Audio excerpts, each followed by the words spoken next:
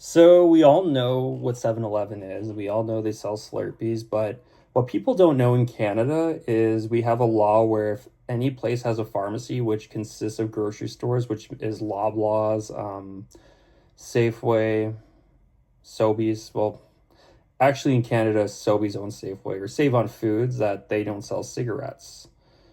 And funny enough, the only place to really buy cigarettes is a convenience store. We have Circle K here, and most notably 7-Eleven.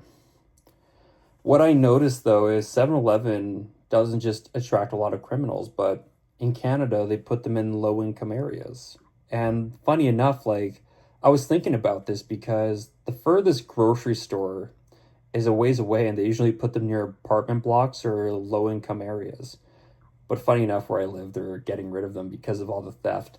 And I think the reason for the theft is so here's where it all starts. 7-Eleven is where you like some companies say they're starting up, like I mean, we'll say Feastables because they are selling, that's the only place you can buy Feastables in Canada at the moment. I actually like Feastables. I'm not trying to glaze Mr. Beast or anything. I do like his videos, by the way.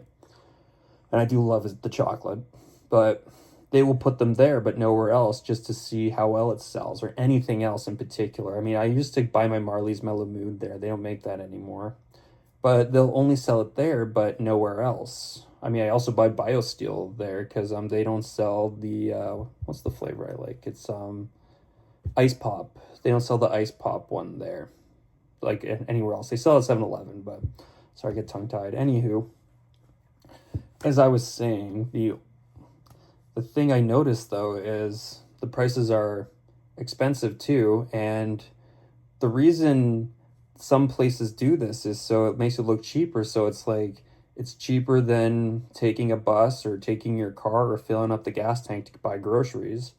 And 7-Eleven you can just walk to and go to your home or apartment. But the crazy thing I noticed at a 7-Eleven recently is, and I like to ride my bike, so there's no place to lock up your bike. But at another 7-Eleven, I did notice this. They had a place to put your bike, but nowhere to lock it. And I think if 7-Eleven truly did care about bike theft, they would put racks in all of them. Like you find them at grocery stores at least.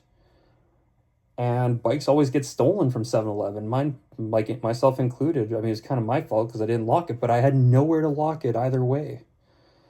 So I'm starting to think that 7-Eleven exists for a reason, is so like I think that's like the hub for bikes to get stolen, and I think 7-Eleven may be involved in that in some way. I don't know how, and some may argue it's a drug addict because they're gonna throw it away and sell it for scrap.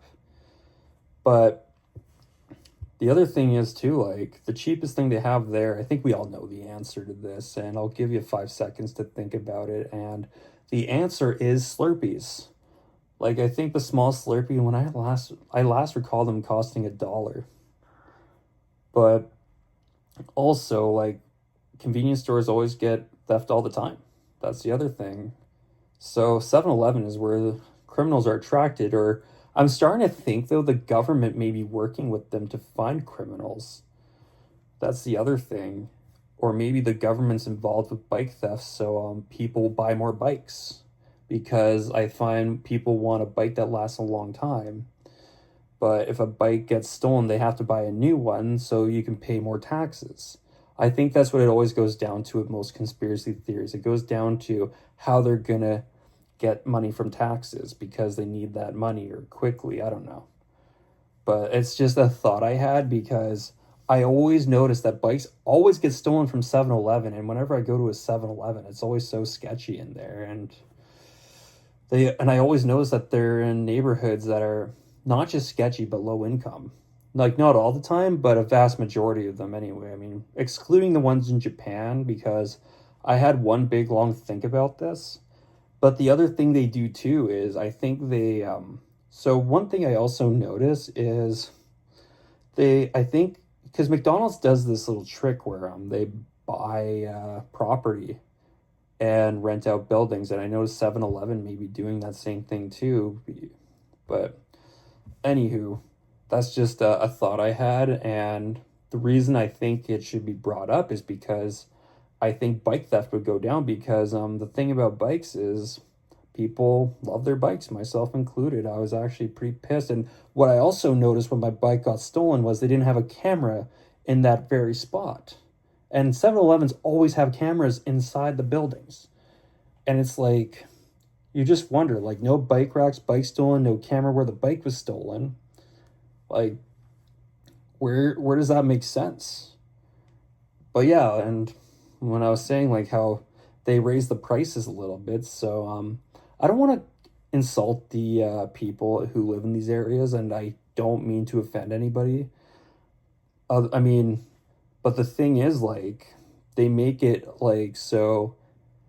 I don't know how to describe this. Like, I personally mean cheap in a way. Like, I like a cheapskate doesn't mean you're poor. It just basically means you're spending a lot of money on something that breaks easily, or you could save less money on.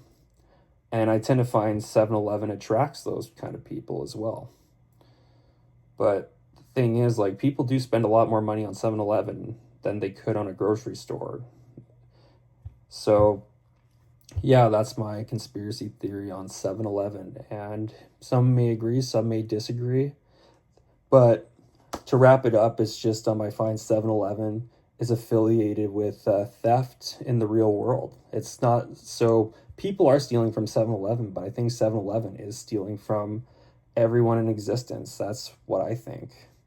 Anyway, if you disagree with me, let me know and I will read your comments. I try not to read them, but anywho, take it easy.